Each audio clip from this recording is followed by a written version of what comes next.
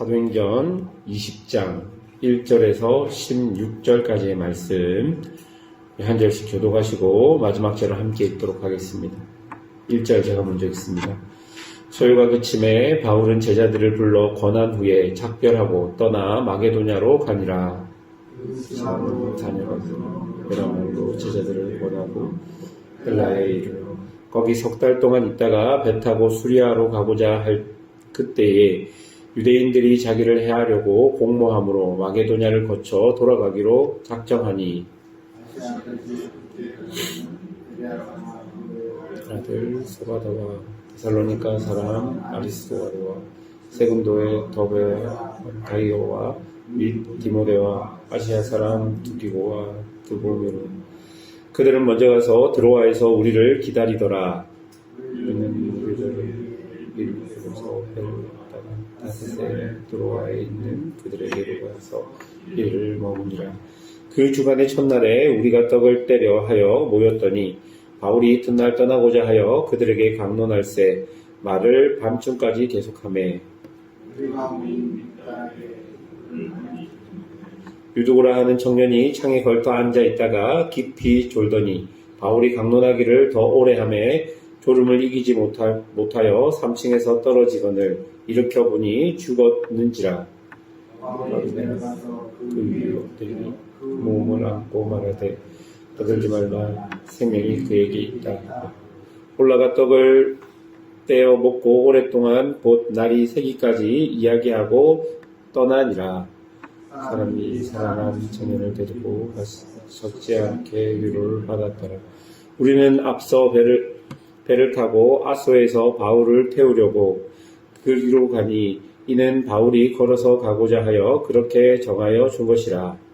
아소에서 우리를 만나니 우리가 배를 미들레네로 가서 거기서 떠나 이튿날 기호 앞에 오고 그 이튿날 사모에 들고 또 그 다음날 밀레도에 이르니라.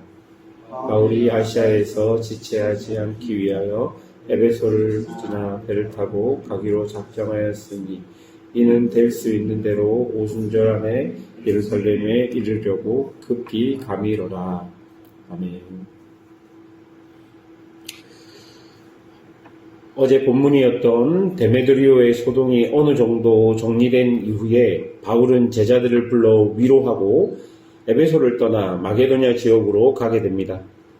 바울은 이 시기에 3년 동안 사역했던 에베소를 떠나 마게도냐로 간 이후에 대해 바울 자신은 고린도후서 8장과 9장을 통해서 예루살렘 교회 성도들을 돕기 위해 여러 교회의 헌금을 모금하기 위해서라고 이야기하고 있습니다.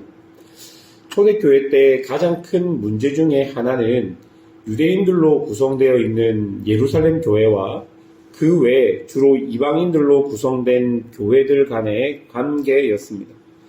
많은 서신서들을 보면 바울이 복음을 전하면 유대주의자라고 불렸던 예루살렘 교회 소속의 복음 전도자들이 바울을 반대하고 교회를 힘들게 만들었던 경험들이 많이 있었던 것을 우리가 알 수 있습니다.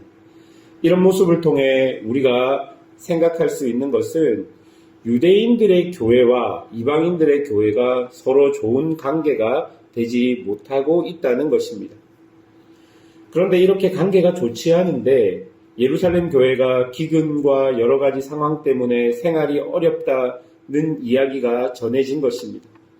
바울은 이 일을 예루살렘 교회의 단독적인 일로 치부하지 않고 우리의 일로 여겨서 마게도냐와 아가야에 있는 교회들에게 한몸 공동체인 예루살렘 교회를 도울 것을 권면하게 됩니다. 그리고 직접 그 일을 하기 위해 에베소를 떠나 마게도냐 지방의 각 교회를 돌며 모금을 했던 것 같습니다. 그런데 3절을 보니까 이 소식을 들은 유대인들이 바울을 해치려고 음모를 꾸미고 있었습니다. 그래서 바울은 자신의 여정을 다 채우지 못하고 위험한 곳을 피하게 되는 것이죠. 그리고 이런 바울의 여정은 바울의 단독적인 여정이 아니라 4절을 보면 각 지역 교회의 대표들이 바울과 함께 동행했고 지금 예루살렘 교회를 돕고 있는 것이 예루살렘을 제외한 거의 모든 전 지역의 교회들이 함께 동참하고 있다는 것을 보여주고 있는 것입니다. 이처럼 오늘 본문을 통해서 우리가 생각할 수 있는 것은 관계가 좋지 않고 서로 반목하는 현상들이 벌어졌지만 한 교회 공동체 예루살렘 교회가 어려울 때 이방 교회들은 그들을 외면하지 않았던 것입니다. 여러 가지로 정말로 어려운 일들이 많았습니다. 예루살렘 소속의 유대주의자들이 이방 교회들에게 와서 복음을 어지럽게 만들거나 그리고 이방인들을 향해서 말을 할 수 없는 정도의 말들을 하기도 하였습니다. 그래서 교회가 어렵고 교회 안에 여러 가지 생각들이 나뉘는 일들이 벌어졌음에도 불구하고 이방 교회들은 예루살렘 교회를 한몸 교회로 받아들였던 것이죠. 그래서 예루살렘 교회가 어려울 때 자신의 돈을 내어서 그들을 돕기로 결정했던 것입니다. 또한 이런 바울의 여정들을 통해서 우리가 알 수 있는 것은 하나님의 일은 늘 함께하는 교회와 동역자들로 이루어진다는 것입니다. 성경의 기록에 보면 바울도 바나바도 베드로도 그 어떤 복음 사역자도 교회가 없이 동역자가 없이 혼자 복음 사역을 할 수 없었습니다. 단지 성경에는 그들의 이름만 주로 나왔을 뿐이지 바울에게는 실라와 디모데가 늘 함께 있었고 베드로에게는 마가가 늘 함께 있었던 것입니다. 이것을 통해 우리가 꼭 기억해야 할 것은 복음의 사역은 유능하고 유력한 사람이 혼자 하는 것이 아닙니다. 함께 지어가고 함께 만들어져 가는 것임을 우리가 꼭 기억해야 할 것입니다. 이런 바울의 여정은 16절을 보니까 예루살렘까지 이어지는 것을 알 수 있습니다. 예루살렘 교회를 위해 모금한 헌금을 들고 바울은 직접 예루살렘으로 들어간다라는 결심을 했던 것 같습니다. 그런데 여러분, 예루살렘은 유대인들의 도시입니다. 우리가 앞서 살펴보았듯이 유대인들은 이미 바울을 죽이기 위해서 혈안이 되어 있는 사람들이었습니다.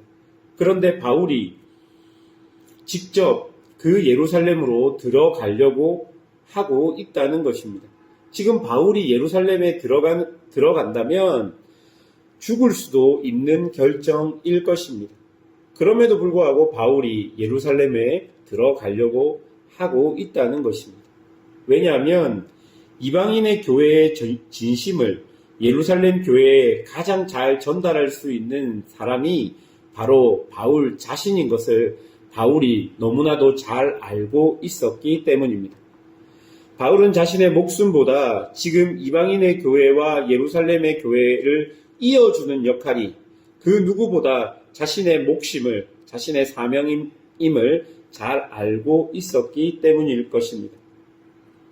그리고 바울은 이 길이 예수님을 따르는 자신에게 주어진 길임을 명확하게 알고 있었기 때문일 것입니다.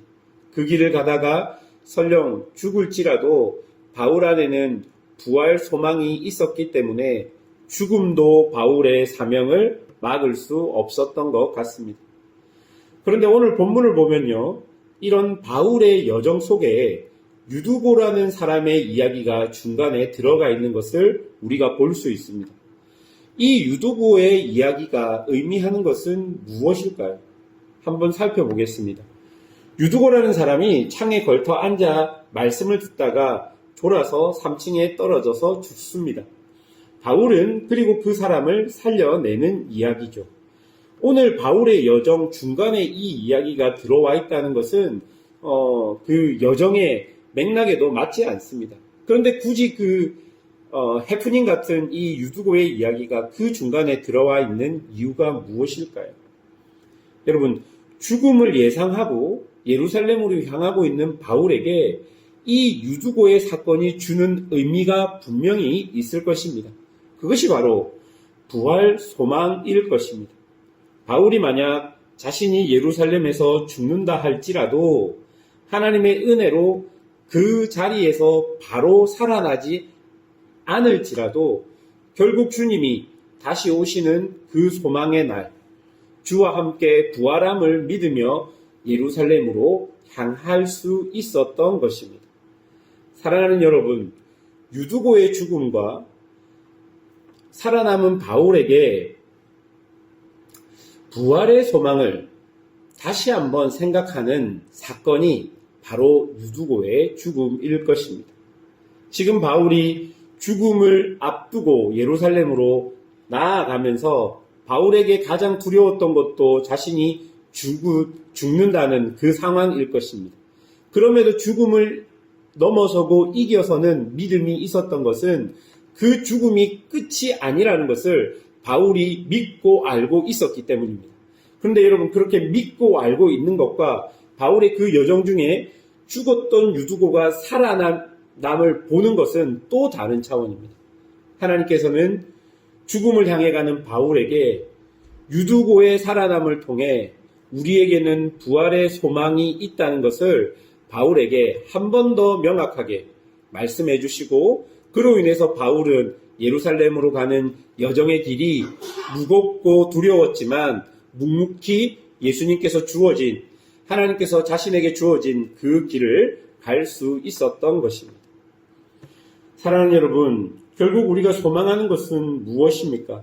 결국 우리 구주 예수께서 우리에게 주신 것은 무엇입니까?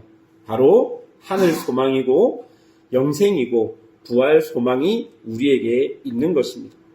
그 영생의 소망이 있으니 우리는 우리에게 주어진 삶이 어떠하든 우리에게 주어진 길을 묵묵하게 나아갈 수 있는 용기가 있는 것입니다. 지금 우리의 삶이 어렵고 힘들지라도 우리가 가지고 있는 부활 소망이 있기 때문에 내 앞에 있는 고난과 내 앞에 있는 그 어떤 어려움도 우리가 극복하며 나를 넘어서는 은혜들을 경험하며 살아갈 수 있는 것입니다. 예수 그리스도를 믿는 사람들은 이런 은혜로 세상을 이기며 살아갔던 사람들입니다.